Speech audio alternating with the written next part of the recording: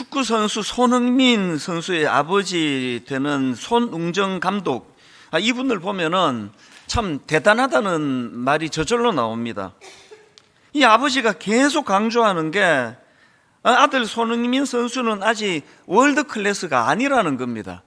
축구를 조금만 아는 사람이면 모든 사람들이 이제 이 손흥민 선수는 월드 클래스 반열에 들어갔다, 세계 최정상급이다, 모두가 다 이렇게 평가하는데 이 아버지만 계속 그 아니라고 그렇게 우기고 있는 게 참 독특하게 느껴집니다.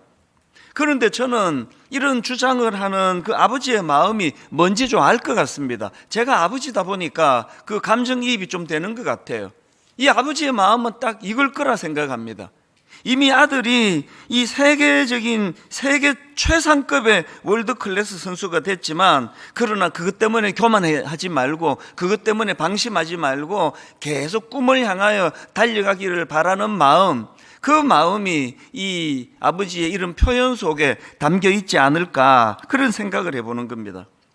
사실 이 손웅정 감독님이 그 신앙생활을 잘하는 크리스찬이기 때문에, 그래서 저는 참 유심히 지켜보거든요. 이번에 신간이 나왔다 그래서 벌써 구입했습니다. 그리고 또 이런 인터뷰가 있으면 막 뒤져가면서 제가 이제 이 내용을 살펴보는데요. 이번에 또 새로 한 이 인터뷰 기사를 제가 뒤져보다가 새삼 두 가지 포인트에 놀랐습니다. 이분이 인터뷰에서 이런 말을 하는 겁니다. 공 하나 잘 찬다고 해서 월드 클래스가 되는 건 아닙니다. 인품을 동반해야 합니다. 저는요, 그 자기 아들이나 딸이 어느 한 분야에 이런 그 세계적인 그런 아들, 딸로 키운 부모가 이렇게 말하는 이야기를 전 처음 들어봤습니다. 이게 저를 놀라게 했고요.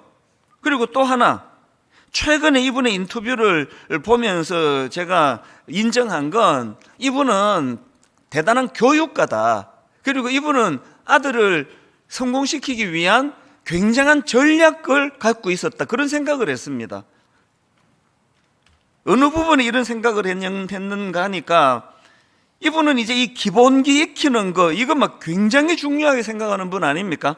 그래서 어린 손흥민 선수 기본기 익히는 데만 7년의 세월을 쏟아부은 것으로 유명합니다. 시합에도 안 보내고. 여러분, 그 기본기를 익힌다는 게 말이 쉽죠. 사실 이게 얼마나 단순하고 지루한 반복이냐고요. 그래서 기자가 아마 이런 질문한 것 같습니다. 손흥민 선수가 반복되는 일상의 지겨움을 느꼈을 법한데 짜증을 내지 않던가요? 이런 질문을 던지니까요, 한 번도 그런 일이 없었다, 그렇게 답하면서 한 이야기를 그대로 읽어드릴게요. 짜증이요? 흥민이가요?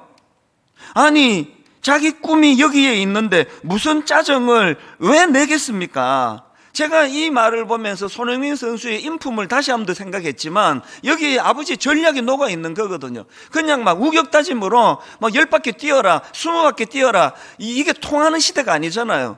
그러니까 이분이 짜증이요? 흥민이가요? 아니, 자기 꿈이 여기에 있는데 무슨 짜증을 내겠습니까? 감이 오십니까?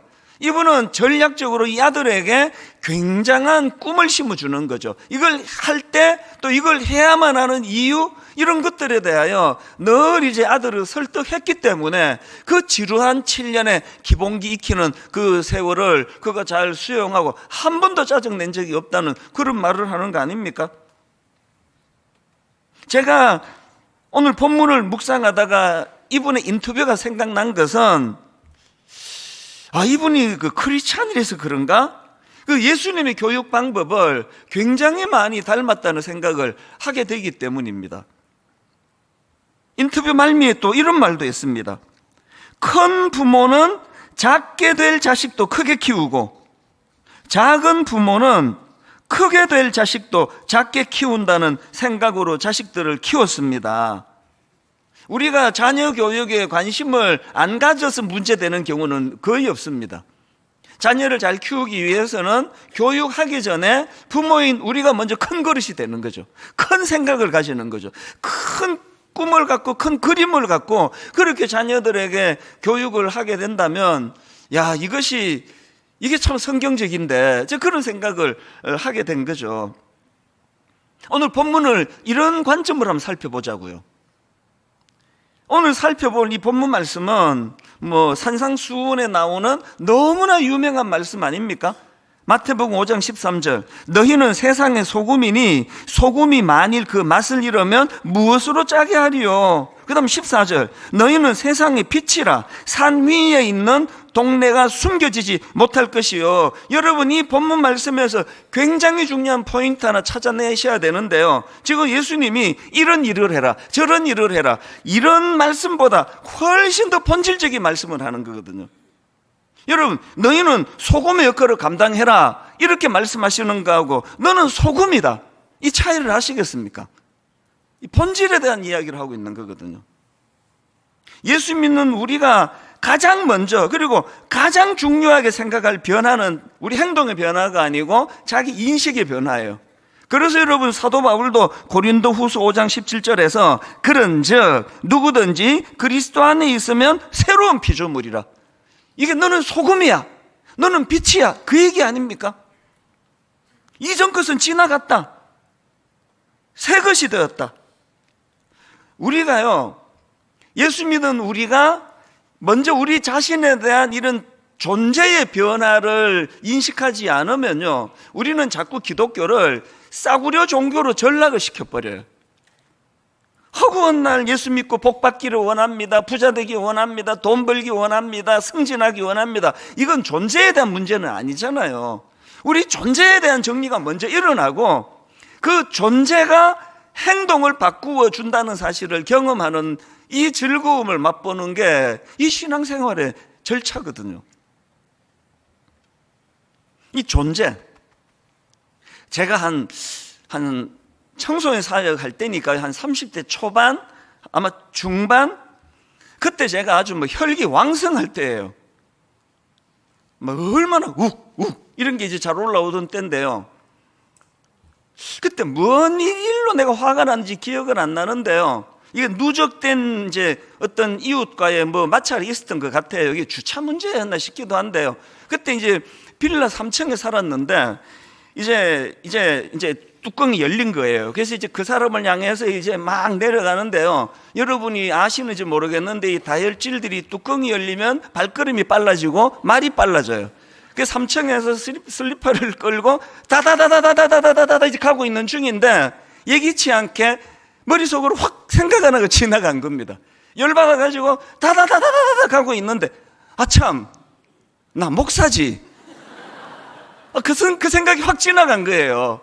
그래서요, 다다다다다다다다다다다, 아이, 아저씨 왜 그러세요? 그렇게 하고 그냥 올라갔던 기억이 나거든요. 이게 자기 인식이에요. 아참, 나 크리스찬이지. 나 참 순장인데 내가?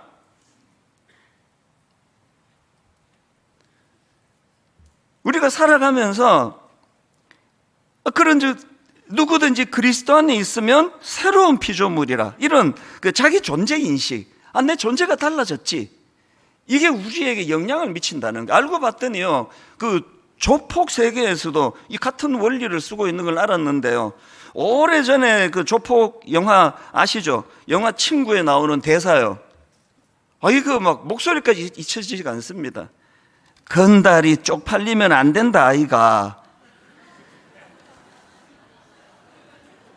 저는 이걸 적용해가지고 저는요 자유자재로 적용해요. 성경도 적용하지만 조폭의 말도 적용합니다. 이걸 이렇게 적용해요.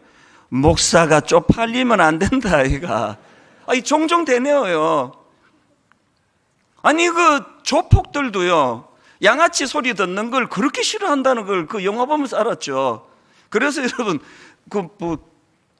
조폭처럼 보이는 분인데 양아치 간다 그러면 두들겨 맞아요. 건달인가 보다 그러면 다 용서가 될 것 같은데요. 이게 자기 신분의식이거든요. 비록 내 주먹으로 살아가지만 난 양아치 같은 그런 양아치가 아니야. 난 그래도 품이 있는 건달이야. 그래서 그 영화에서 그 감독이 건달이 쪽팔리면 안 된다 아이가. 우리가 그리스도의 십자가로 나는 이제 세상의 소금이 되었다, 나는 세상의 빛이 되었다, 나는 새로운 피조물이 되었다, 이 존재를 계속 우리가 되뇌이는 거죠. 그래서 제가 목사기 좀 저속한 말이긴 한데요, 아니 목사가 쪽팔리면 안 된다 아이가, 제가 이렇게 독백하는 그 포인트는 사실은 주님이 가르쳐주신 말씀과 같은 내용 아닙니까?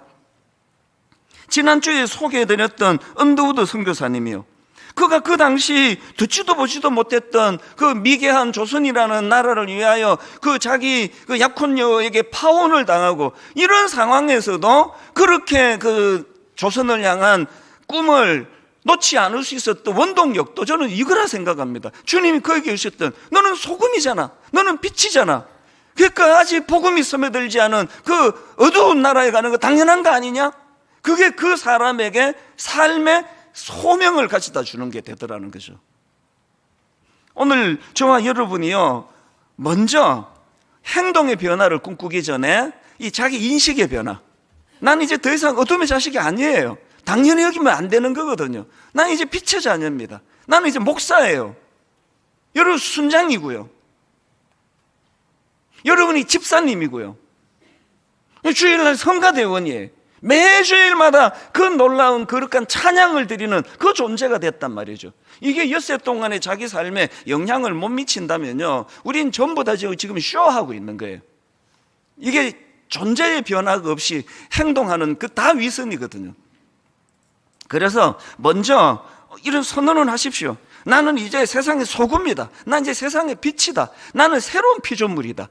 그리고 그 변화된 존재의 인식을 가지고 우리가 해야 될 목표들을 점검해 가는 거죠. 오늘 본문을 가지고 이제 이런 존재의 인식으로 인한 목표 두 가지가 생기는데요, 이걸 말씀드릴게요. 첫째로요, 나는 소금이다, 나는 빛이다, 이런 변화된 존재 인식은 우리로 하여금 타락한 세상에 물들지 않기, 이런 새로운 목표를 준다는 사실입니다.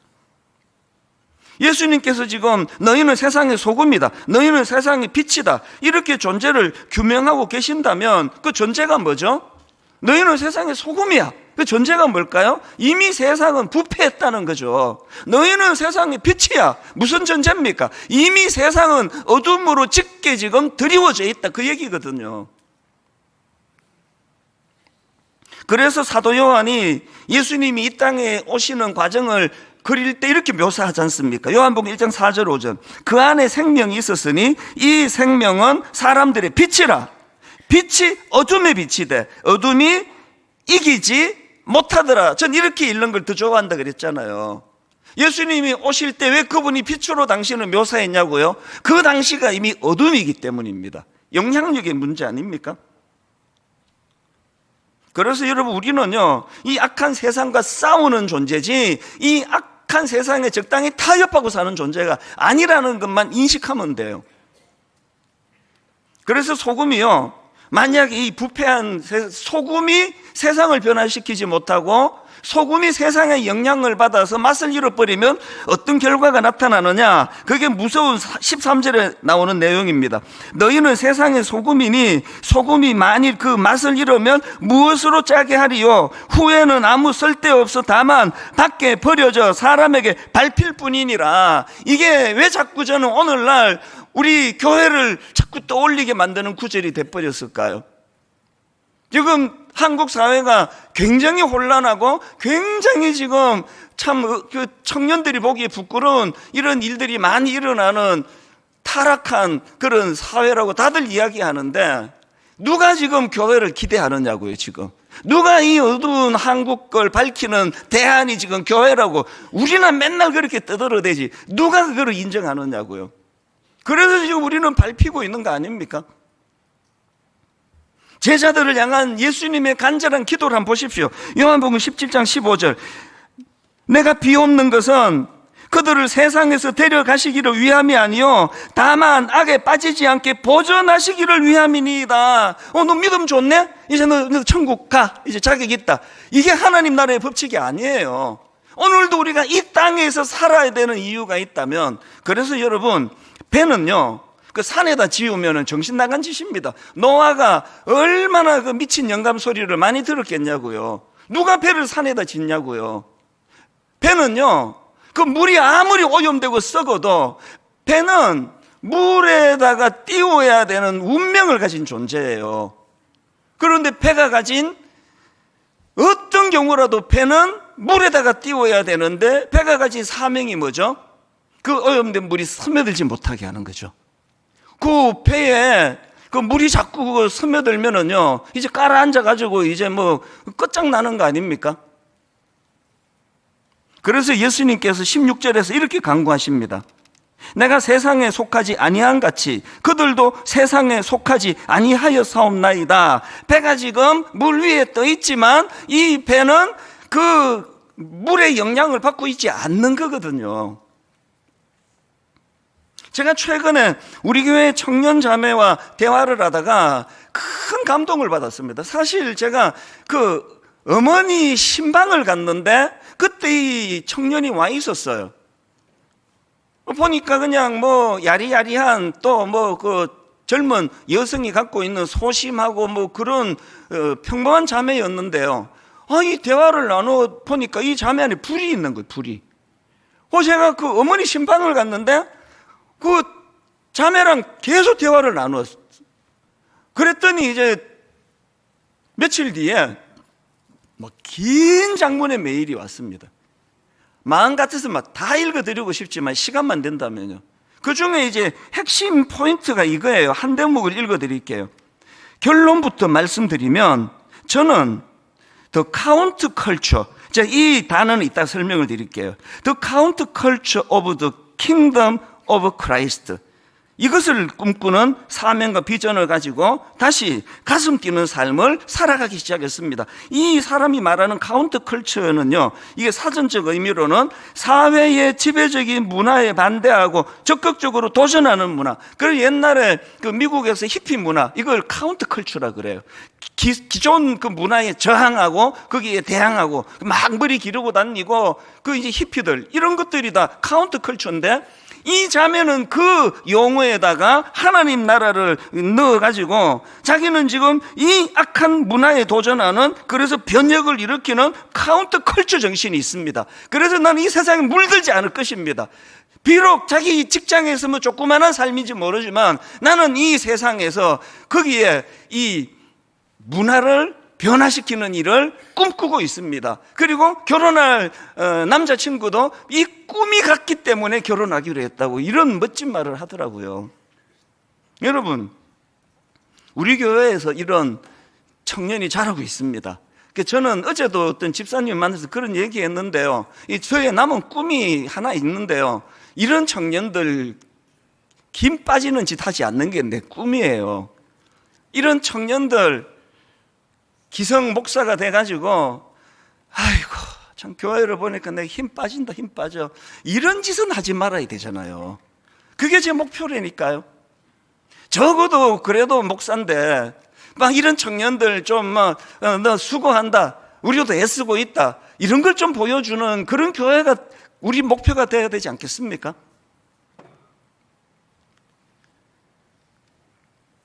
소금은 부패를 막는 도구인데, 다른 말로 하면 그 부패가 확산되는 걸 방지하기 위해서 싸우는 게 소금이에요. 싸우는 거.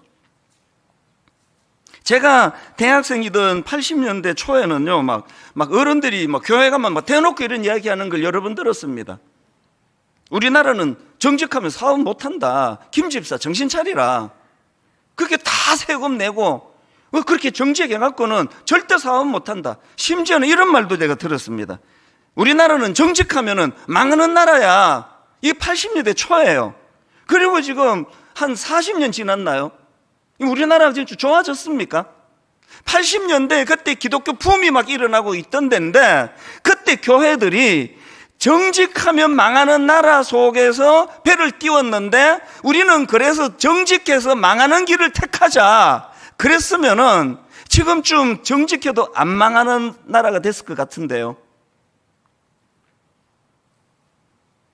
목회하는 저의 목표가 뭐가 돼야 되겠습니까? 분당에서 제일 큰 교회 만드는 거요? 제일 큰 건물 짓는 거요. 설교 조회수가 제일 많은 목사가 되는 거요.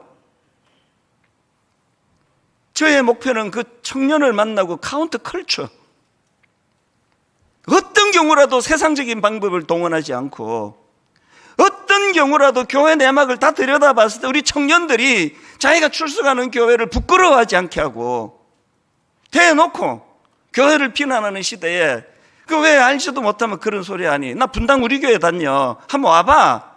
우리 그런 교회 아니야. 이렇게 말할 수 있는 교회를 만드는 거. 이게 카운터 컬처예요. 그러기 위해서 우리 싸워야 돼요. 외부에 적도 많고요. 무엇보다 우리 본능과 싸워야 됩니다. 요한 1서 2장 15절을 보십시오. 이 세상이나 세상에 있는 것들을 사랑하지 말라. 누구든지 세상을 사랑하면 아버지의 사랑이 그 안에 있지 아니하니 이는 세상에 있는 모든 것이 육신의 정욕과 안목의 정욕과 이생의 자랑이니 다 아버지께로부터 온 것이 아니요 타락한 세상으로부터 온 것이라. 그래서 우리 싸워야 돼요. 자꾸 뭐가 썩었니 뭐 정치도 썩었고 경제도 썩었고 뭐 교회도 썩고 이 말하기 전에 우리 내면을 단속해야 돼요. 이 안에 그 썩은 세상과 타협하고자 하는 저급한 본능이 있잖아요. 이것과 싸워야 돼요. 그래서 제가 그 저속한 표현으로 그 목사가 쪽팔리면 안 되잖아. 저를 자꾸 꾸짖고 하는 그게 싸우는 거거든요. 육신의 정욕과 싸우세요. 아니 남편이나 아내 아닌 어떤 사람이, 그래서 저는요 우리 다락방이 활성화되면서 이제 또 걱정이 많아요. 사단이 또 이것도 장난질을 치면 어떡하지? 자기 아내와 남편 외에는 어떤 경우도 이성은 아무도 없습니다. 그냥 한 사람이에요. 정욕과 싸워야 돼요. 음란 사이트 방치하지 말고 싸워야 돼요. 안목의 정욕. 여러분 교회 오실 때 너무 고가의 옷은 주중에 입으세요. 교회 오시는데 너무 고가의 옷이, 여러분은 그냥 뭐 그게 익숙해서 입으시겠지만 그 옷을 보면 마음이 상하는 어떤 성도가 있을 수 있다면 그거 배려해 드리는 게 그게 신앙 아닙니까? 이생의 자랑. 다락방이라고 모여 있는데 허구한 날 뭐 남편 월급이 얼마느니 모여가지고 우리 애가 이번에 또 막 서울대 갔느니 뭐 허구한 날 이런 이야기들만 할 것 같으면 그 다락방은 문을 닫아버리는 게 좋아요. 계속 우리의 이 욕구와 싸워야 돼요. 계속 자랑하고 싶은 이런 마음들. 그런가 하면은 오늘 이 시대에 진짜 싸워야 되는 거 성적인 타락 아닙니까? 제가 얼마 전에 그 독일에서 기절할 만한 법을 만드는 기사를 보고 이제는 두려워졌습니다. 독일에서 만 14세 이상이 되면 자기 스스로 성별을 결정할 수 있게 하는 법을 만들었대요. 그래가지고요, 여러분 만 14세면 중학교 2학년 나이에요. 지금 중동부 가서 한번 보세요. 애들이에요. 그런데 독일에서 중2가 되면 성결정권을 그 아이가 갖게 되는데요. 이제 뭐 지금도 이제 수술하고 제가 갑자기 난 이제 성전환 수술했다, 나 이제 여자다, 이것 갖고 신경을 버리는데 지금은요 증빙 자료를 줘야 돼요. 내가 이런 수술을 했던데 이제 독일에서는 이게 11월부터 시작이에요. 독일에서는 그런 서류 없이 우리로 치면 동사무소에 가가지고 나 지금 만 14세인데요 내 지금 남자인데 나 이제 오늘부터 여자 할 거예요. 주민등록 뒤에 나오는 걸 여자 숫자로 고쳐주세요. 그러면 어떤 증빙 서류 없이 그걸로 수정이 되게 하는 법이 유럽에 있는 독일에서 지금 시작이 된대요. 더 놀랐던 것은요, 이미 스페인 또 스코틀랜드에서는 의학적, 생물학적 소견 없이 자진신고만으로 성별 변경이 이미 지금 허용되고 있답니다. 이 모르셨죠?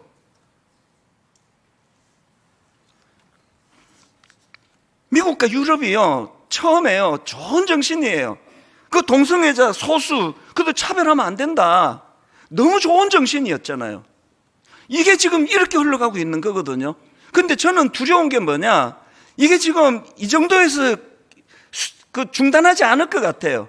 계속 흘러갈 것 같은데요. 막 악한 상상을 하죠. 이게 이제 한 100년쯤 지나면 이제 개하고 결혼해도 된다, 소하고 결혼해도 된다, 막 이런 법이 나올 것 같은 두려움이 생기는 거거든요. 왜? 계속 지금 가고 있으니까요. 단시간 내에. 어떻게 해야 됩니까? 싸워야 돼요. 정말 싸워야 돼요. 지금 여러분, 우리 자녀들이 계속 지금 그 넷플릭스 같은 이런 영화를 통해 계속 이제 그거 문화는요, 익숙함이에요. 그 미국에서 막 김치가 맛있다고 막 지금 소문이 나가지고 막 또 김이 그렇게 맛있어요. 김을 갖고 막 간식으로 먹고 그러는데요. 제가 처음 이민 갔을 때 애들이 김밥 싸갔다가 막 울고 그랬습니다. 놀림 당한다고. 그 미국이 왜 이렇게 바뀌었냐고요? 자꾸 먹으니까, 김치를 자꾸 먹으니까 그 맛있게 되는 거거든요. 지금 우리 젊은이들에게 계속 문화라는 이름으로 노출되는 게 그런 당위성이 하나하나가 다 맞는 얘기거든요. 저속한 이야기 많이 하네요.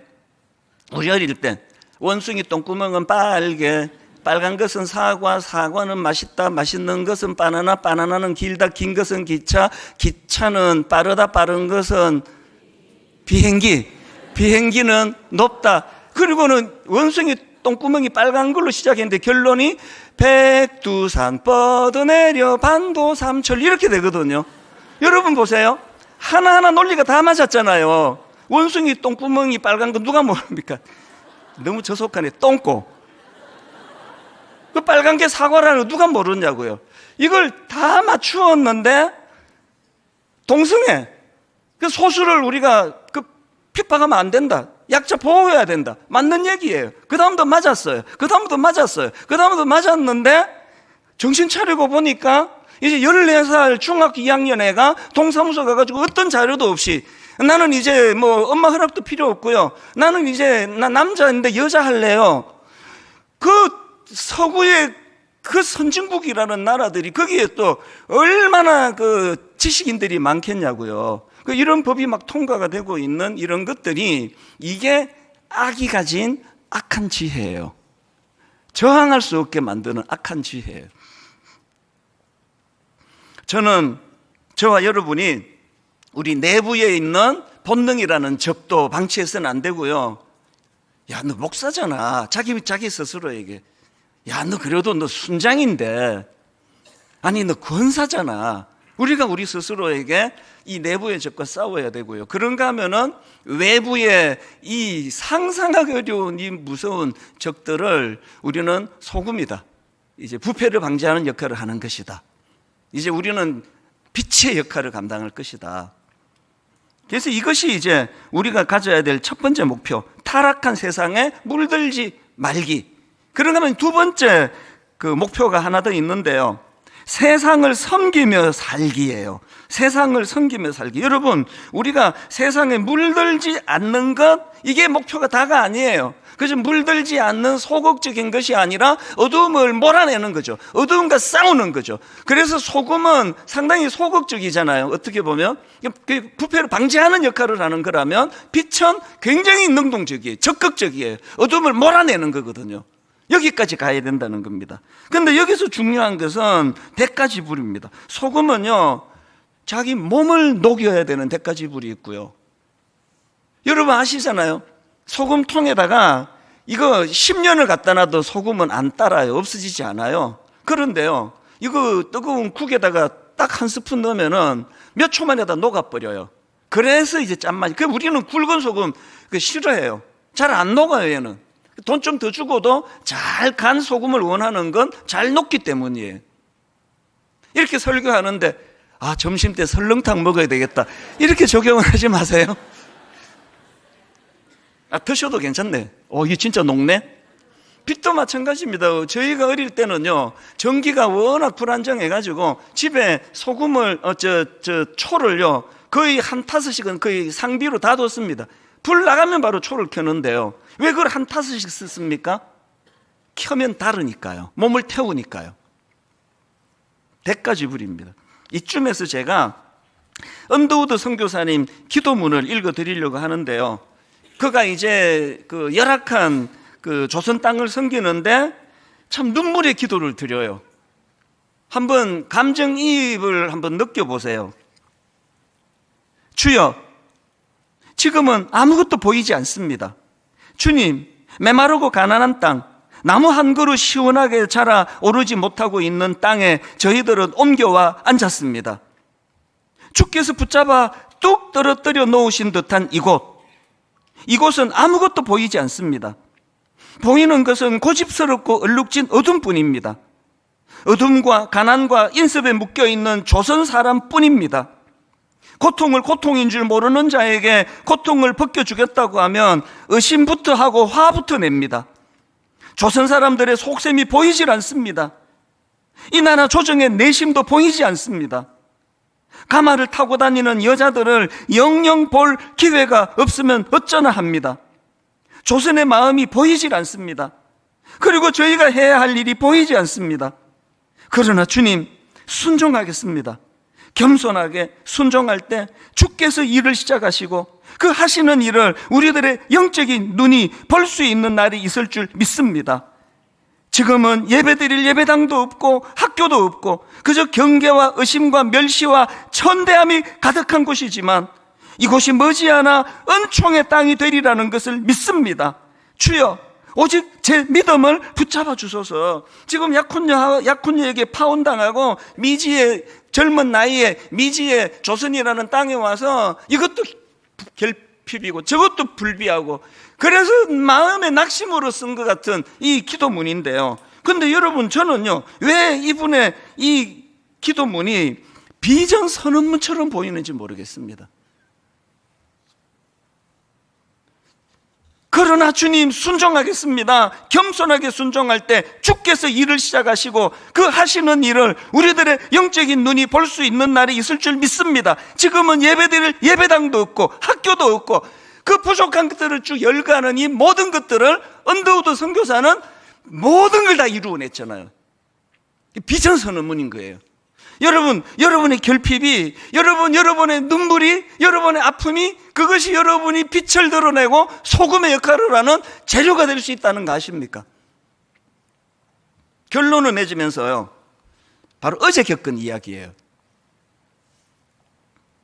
우리 교회에 굉장히 신실한 한 남자 성도님이 병으로 돌아가셨습니다.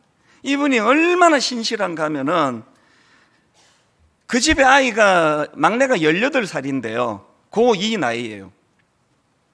이 아버지가 이 아이에게 해준 그 사랑이라는 건 제가 들으면서 제가 너무 부끄러울 정도예요. 모든 사랑을 이 아이에게 다 쏟아붓고 아내에게 다 쏟아붓고 너무너무 신실한 그런 분인데, 그러다 보니까 아빠가 갑자기 돌아가시고 이 막내 아이가 이제 상처가 큰 거예요. 후유증이 커서요, 얘는 지금 아버지 물건을 손도 못 대게 하는 거예요. 그래서 아빠 베개 자기 방에 갖다 놓고 아빠 입던 옷 자기 방에 갖다 놓고 이거 손도 못 대게 하는 겁니다.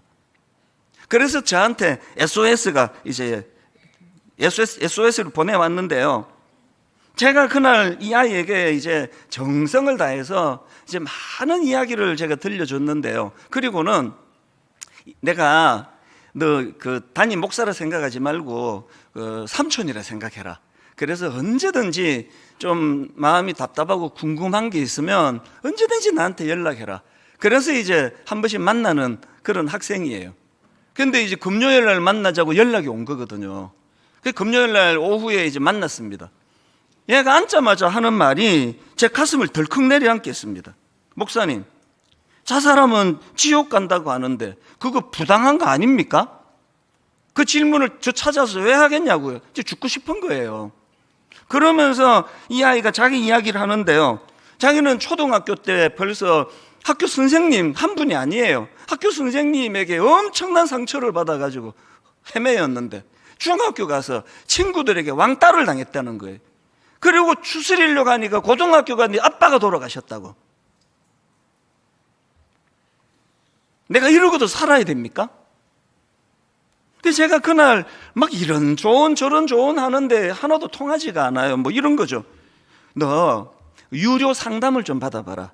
그래서 좀 어느 정도 그 지불을 하고 전문가랑 상담을 하면 굉장히 도움이 될 거다. 그랬더니 얘가 하는 말이 그 벌써 다 해봤는데 소용없더라는 거죠. 그래서 지금 안 한다는 거예요. 이렇게 해도 저렇게 해도 설득이 안 돼갖고 굉장히 난감했는데 이 아이가 이런 말을 합니다. 목사님, 고난은 그 사람을 성숙하게 한다고, 위로해 준다고 이제 어른들이 하는 얘기겠죠. 고난은 그 사람을 성숙하게 한다는데 제가 지금 초등학교 때부터 지금까지 상처받아온 게 이게 저를 성숙하게 합니까? 앞으로 내가 또 얼마나 많은 상처를 받겠냐고요. 죽는 게 낫다는 거죠. 그래서 제가 이렇게 말해줬어요. 목사님도 20대 초반에 이민 가서 정말 죽고 싶었기 때문에 네 마음을 너무 잘 안다. 그래서 내가 너 위에 기도해 줄게. 힘내라. 그렇게 하고 이제 기도하고 헤어졌거든요. 그랬는데 그 다음날 아침이에요. 그게 어제 새벽입니다. 묵상을 하는데 하나님이 저에게 강력한 메시지를 주신 거예요. 그래서 제가 이 아이에게 또 연락을 했어요. 좀 만나자. 목사님 할 말이 있다. 그래서 이제 어제 오후에 만난 거거든요. 만나갖고 제가 무슨 이야기를 했느냐 하니까요.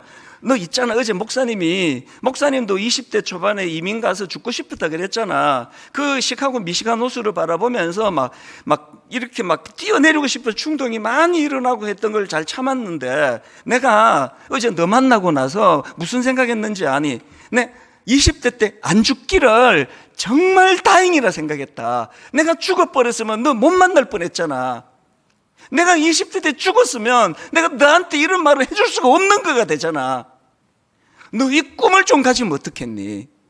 너 20년이 지나고 너 30년이 지나서 너같이 아픔을 당하는 그런 젊은 청년들에게 네가 그 아이들에게 용기를 주는 이런 일을 네가 살아야 할 수 있는 거 아니니?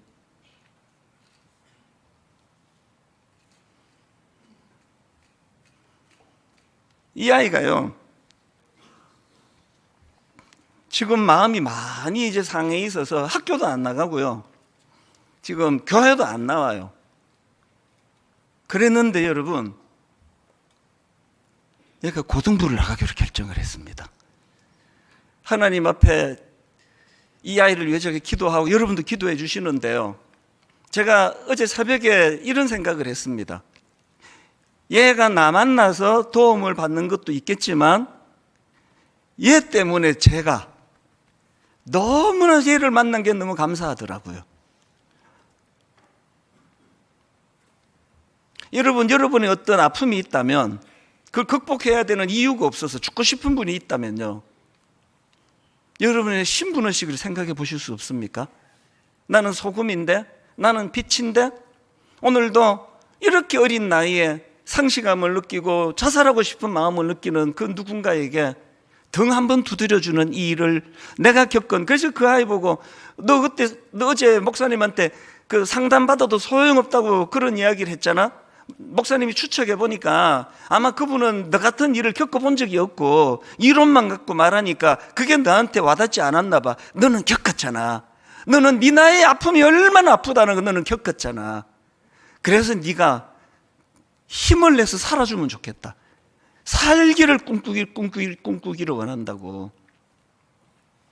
오늘은 선교 주일이거든요. 이번 선교 주일의 주제가 선교, 흘려보내다예요. 저는 이거를 그 미션을 라이프라는, 그래서 여러분 사진도 찾아보시고 검색도 해보세요. 우리 모두가 다 아프리카로 가고 모두가 다 어디 미지한 나라로 가고 그렇게 하지 않아도 내 삶터에서 미션을 라이프예요. 오늘도 내가 엄청난 소금의 역할을 못한다 할지라도, 엄청난 빛은 발하지 못한다 할지라도, 하나님, 내가 서 있는 이 자리에서 선한 영향력을, 그리고 이 일을, 우리는요 스스로 빛을 내는 존재가 아니에요. 예수 그리스도로부터 받은 그 빛을 전하는 거예요. 예수 그리스도가 주신 그 소금의 역할을 감당하는 것뿐이거든요. 그래서 예수 더 잘 믿기 원합니다. 사명 잘 감당하기 원합니다. 어떤 난관이 와도 나는 지금 죽을 수 없습니다. 저는 어제 새벽에 이 아이와 그 생각을 하면서 내 건강관리 더 해야 되겠다. 나 정말 오래 살아야 되는 거구나. 그 18살 아이에게도 제가 이런 도움이 되는 일을 할 수만 있다면 정말 내가 오래 살기를 원한다. 가평 우리 마을 너무너무 가치 있는 공간이 되기를 원하고, 이제 우리가 하는 이 모든 일들이요, 너희는 세상의 소금이니 소금이 만일 그 맛을 잃으면 무엇으로 짜게 하리요? 후에는 아무 쓸데없어 다만 밖에 버려져 사람에게 밟힐 뿐이니라. 하나님, 가치 있는 인생으로 살고 싶습니다. 하나님, 정말 가치 있는 일을 하는 교회가 되기를 원합니다.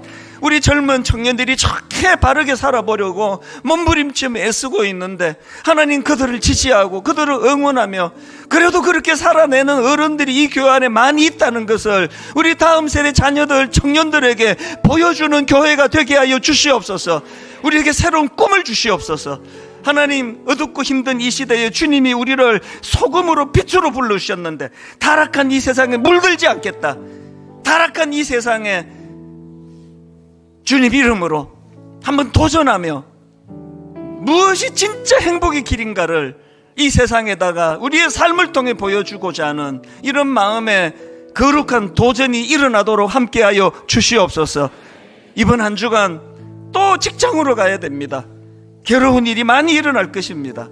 그럼에도 불구하고 하나님, 그 젊은 청년의 고백처럼 하나님 이름으로 이 악한 문화, 이 잘못된 문화 한번 온유하게, 그러면서도 냉정하고 단호하게 이 문화를 바꾸어 나가겠노라고 하는 마음의 결의와 도전이 있는 이번 한 주간 되게 하여 주시옵소서.